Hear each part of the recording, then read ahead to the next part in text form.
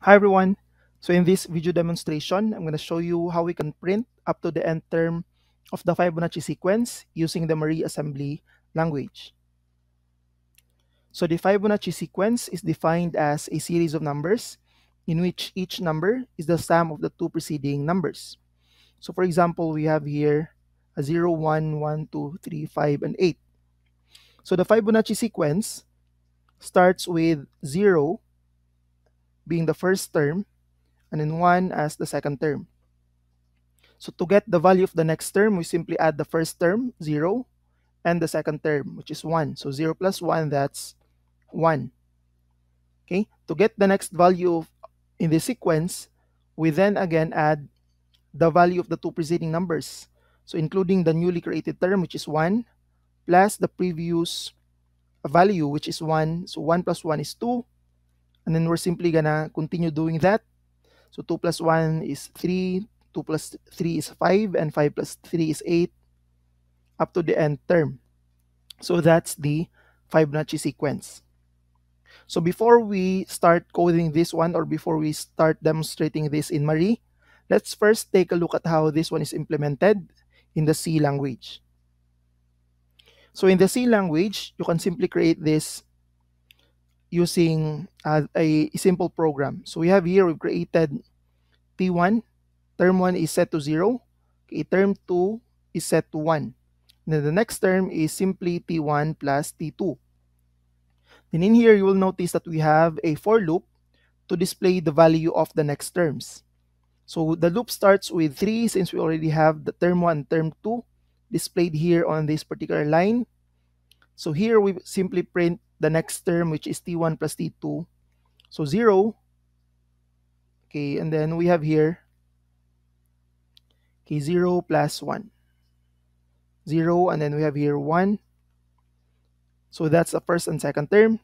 Then as it prints that next term, so 0 plus 1 is 1. So next, you will notice here that it's going to set the value of T1 as T2. So it's switching the value, or it's moving the value up. So term 1 here, from 0, it will now become 1. And term 2 here, from 1, it will move to the next term, which is still 1. So next term is equal to T1 plus T2. So the loop is gonna continue. So again, it's going to display the next term, which is T1 plus T2, which is 1 plus 1. So we now have 2. So this one is gonna continue until the end term is reached. So now let's take a look at how this one can be implemented in Marie. So first, let's take a look at the expected output. So before we discuss each of these line, let's first take a look at the expected output. So I'm gonna assemble this line here first, this file here first, and then let's load it in the assembler, Marie assembler. All right, so I'm gonna press run here. So it's asking us to enter the nth term. So let's say I want to display up to the fourth term. So when I press enter, and the Fibonacci sequence up to the fourth term should be displayed on the output. So here we see 0, 1, 1, and 2. Now let's try for a bigger number. Let's say 12.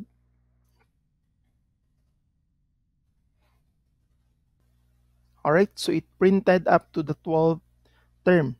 So we have here 0 plus 1 is 1, 1 plus 1 is 2, 2 plus 1 is 3, until 34 plus 55 is 89.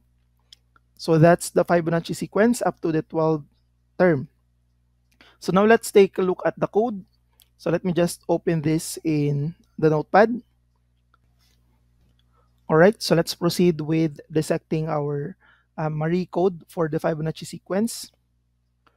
So here in this line, we will simply set the origin in our memory to 0. Then we will ask the user to input or enter a decimal value. And then that value will be stored in the variable number of terms, which is defined here below, together with some other variables such as count, which will be used for the loop. Okay, 1 here is a constant value that will be used to increment the value of count. Num1 here is the first term. We initially set it to -1 so that we would be able to display 0. So num2 here is set to 1 as our first term. So num total is simply the next term, which is the sum of num1 and num2, which we will also be using to display our output. So number of terms is the input from the user. All right, so after storing the value from the user input, we'll proceed with this line here. So this is our loop. So first, it will load number of terms. Although you may wonder, no, why we're still loading AC or number of terms to AC, although the first time that our program runs, AC already has number of terms. So that's because we'll be loading this loop several times, and during those times, the value of AC will no longer be number of terms. So we have to load it again every time that we do this, sort of like a condition to check if we can still proceed with the loop. So here, number of terms, which say for example now we've set or the user input, let's say the user entered 4. And then count na to, we've defined this one as 0.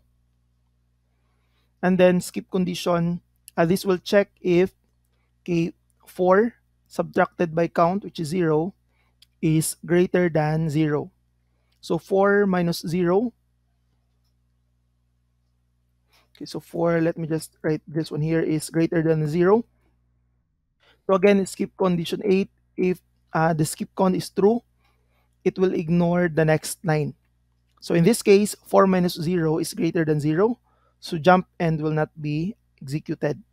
So instead, it will proceed with the next lines. So it will load count. So the purpose of this particular block right here is simply to update the value of count.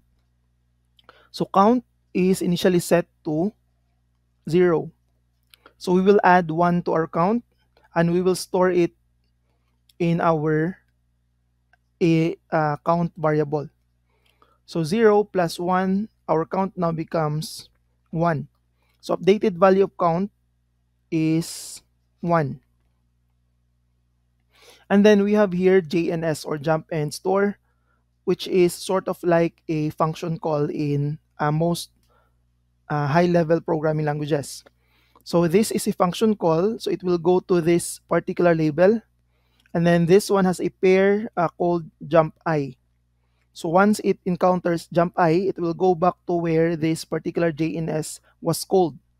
So in this case, after executing all these lines right here, as it encounters this jump I, it will go back to this particular line and continue the execution of the next lines. All right, so let's take a look at how this one will be implemented or executed. So JNS fib, so it will go to label fib. So we will first set the value of our JNS.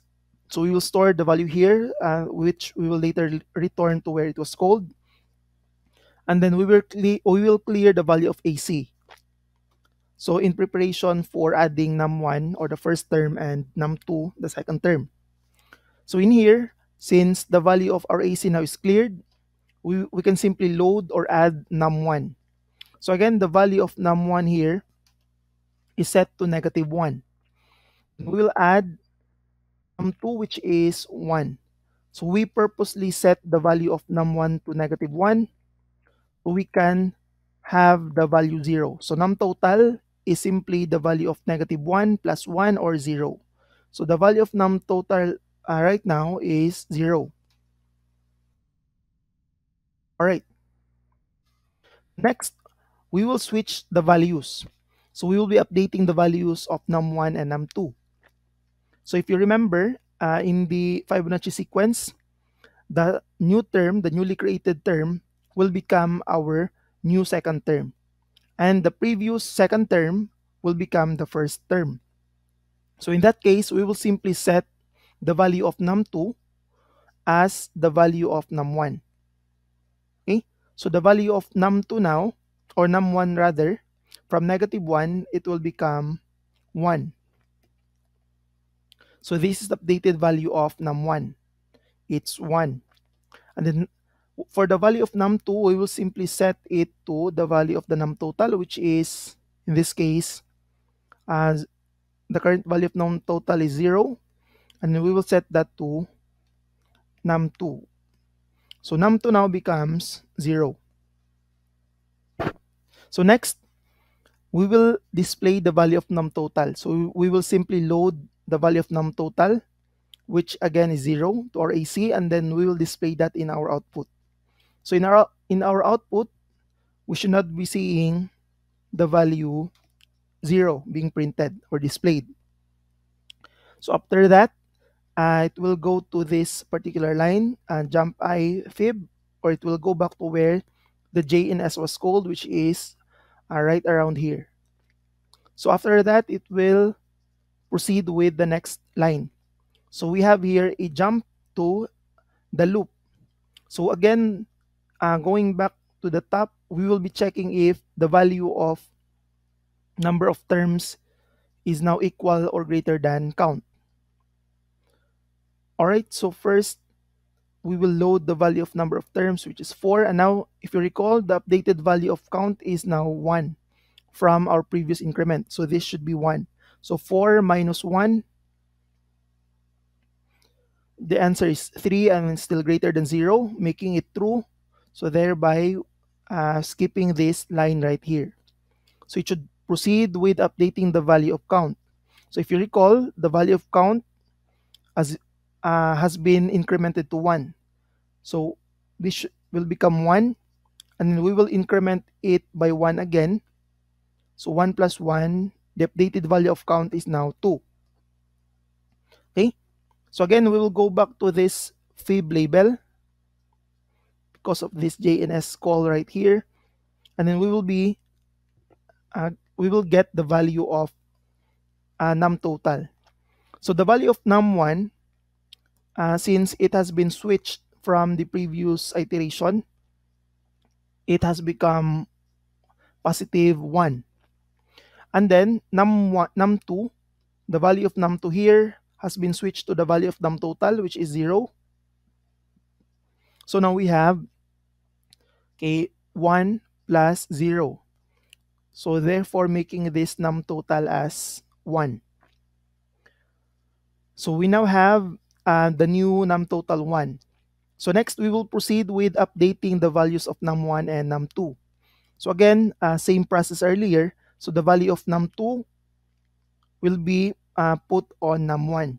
So again, the value of num2 is 0, and then that will be placed on num1. So from 1, this one will become 0. So next, we will be loading the value of num total. Num total is 1, and we will be putting that value into num2. Okay, so next, we will be outputting or displaying the value of num total. So we'll load the value of num total to our AC. So again, num total is equal to 1, and then we will output it. So our output should now have 0 and 1. So after that, it will go to this particular line, okay, pushing it back to where it was called, so in here. So after that, it will proceed with the next line, which is the same process earlier, which is the loop here above. So in here, it will again load the terms, and then if you recall, we've already updated the value of count to 2, so this one should become 2. So it's now 4 minus 2, which is 2, still greater than 0. So skip cond is still true, and if it's true, it will ignore the next line, so and proceed with the next one. So we will update the value of count. So from we will load the value of count. The updated value of count was 2, and then we will increment its value with 1, so thereby making this one as 3. So same process. Let's go back to this fib line right here. So again, it will add the value of num1. So if you recall, the updated value of num1 is 0. And then the updated value of num2 is this one, 1. So 0 plus 1 is still 1. So load num2, it will switch the value of, or it will update the value of num1 with the value of num2. So the value of num2 here is 1. So num1 here will become 1. And then num2 will have the value of num total, which is 1. So still 1 and 1. So it will now load the value of num total, which is still 1, and display it in our output. So 0, 1.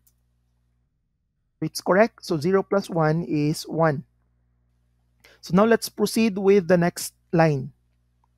So we are already nearing completion. So let's proceed with where it was called, which is right here, and then calling this particular label loop. So again, it will load number of terms as 4, and then count has been updated to 3. So 4 minus 3 is 1. Okay, still greater than 0. So this one line will be skipped again, and it will proceed with updating the value of count. So from the previous value, it will be loaded here 3 incremented by 1. So this one should now become 4. So again, going back to this JNS call, so we will be adding the updated value of num1, which has been updated earlier as 1, and then the updated value of num2, which is still 1. So 1 plus 1 is 2, num total becomes 2.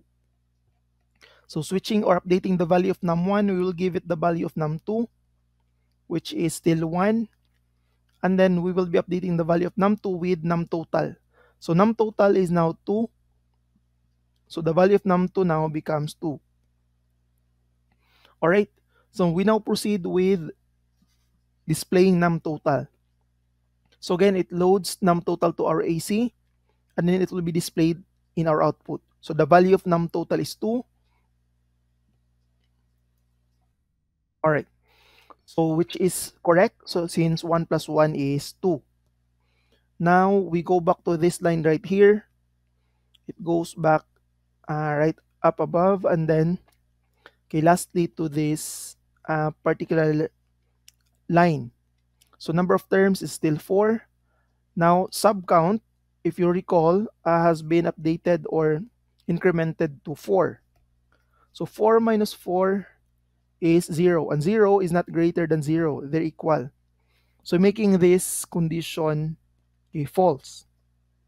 If a condition is false, it will read the next line. So upon reading this line, it will go to the end label, which will simply end our program.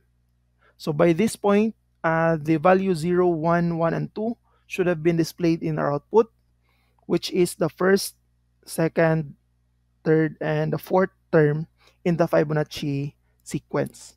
So that's how you print the Fibonacci sequence in Marie. All right. So thank you everyone for watching. Sort of a disclaimer. Since Marie has a limited number in terms of memory, and the Fibonacci sequence can drastically increase its value. The code that I presented is somehow sort of limited to up to the 24th term.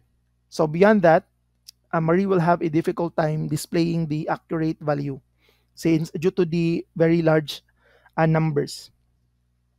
All right, so once again, thank you everyone for watching.